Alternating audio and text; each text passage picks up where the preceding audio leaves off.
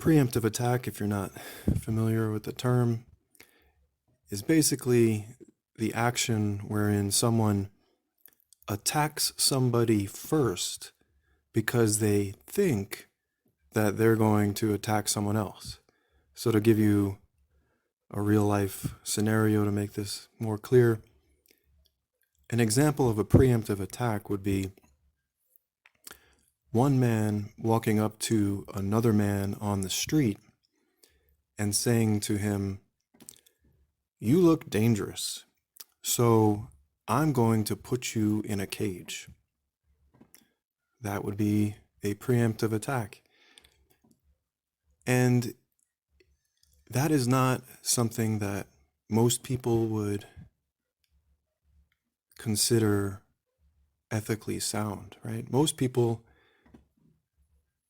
and rightly so, would say you can't just start throwing people in cages because you think they might harm somebody, right?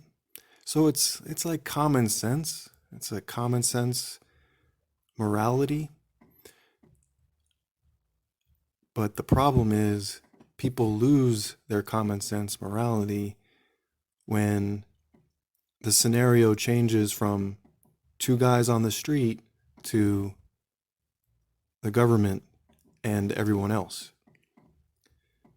Somehow they think the scenario has changed when fundamentally it has not. It's still one person attacking another person, being violent, being abusive, in the name of safety. Controlling someone's body against their will and coercing them to take medical tests or treatments is also abusive. And again, this is common sense morality and the way you can snap out of kind of the idolatry and Stockholm syndrome and statist, hypnotism or whatever you want to call it. Sheepthink. Think of two guys on the street again. Think of two neighbors. Could one man go to the house of another man and say, "I have a great idea for how to stay healthy.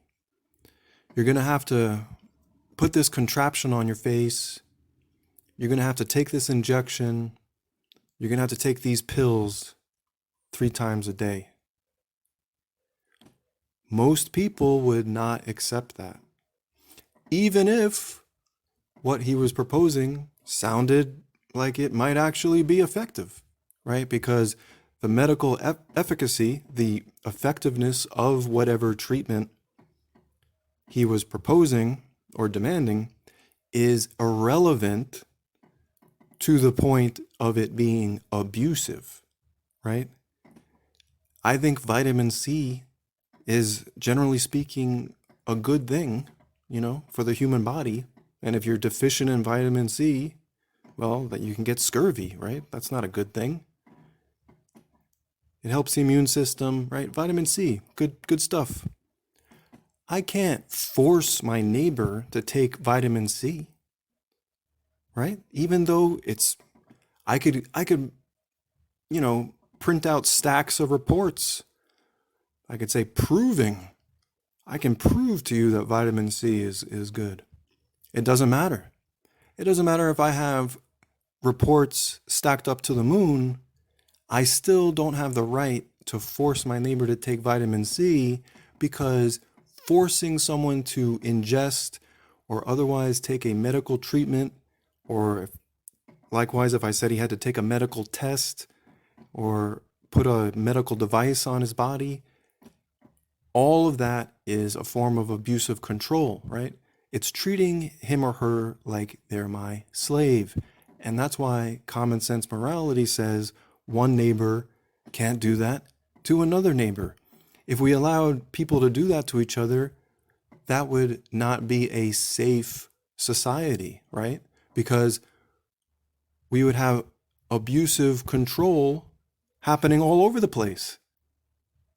The safety of that society would plummet. This is the fundamental ethic that is just lost in all of the logical fallacies, especially the red herrings where people are talking about the medical efficacy or they're talking about the numbers of reported cases and so on. Completely irrelevant to the ethics of it. Completely irrelevant. Like I said, I can have an effective medicine. It doesn't give me the right to force it on someone else as a preventative healthcare choice. So medical efficacy is irrelevant. How many people have you heard say that? Probably zero.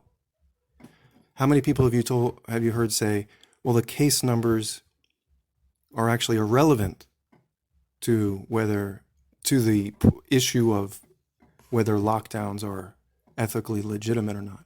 Probably zero, right?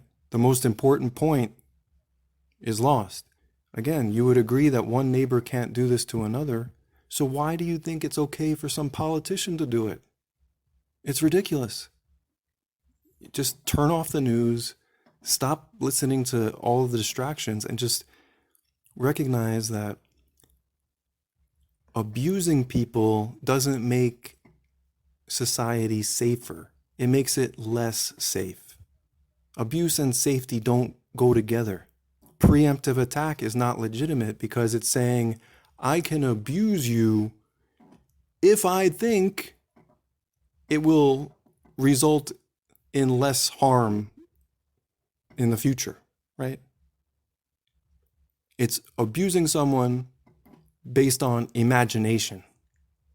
It's absurd to accept that precedent. And so, of course, this relates to all of the lockdown measures, curfews, distancing, travel restrictions, them telling people they need to have vaccine passports and apps on their phone and get tested every week or whatever. This is all abuse. Again, could you do any of this to your neighbor? No. It's because it's abuse of control. It's treating them like a slave, like they're your property, right? Like they're your livestock on your farm. They're not. They're other human beings, other sovereign individuals. And just because someone says safety 100 times, it doesn't make abuse okay.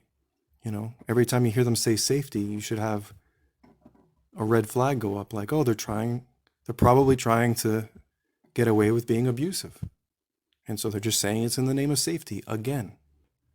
Don't get distracted by, appeals to fear, appeal to guilt, where they'll talk about, oh, well, this person died of an illness or this person died of a shoot. It doesn't mean that abuse of nonviolent people, or of anybody for that matter, is legitimate.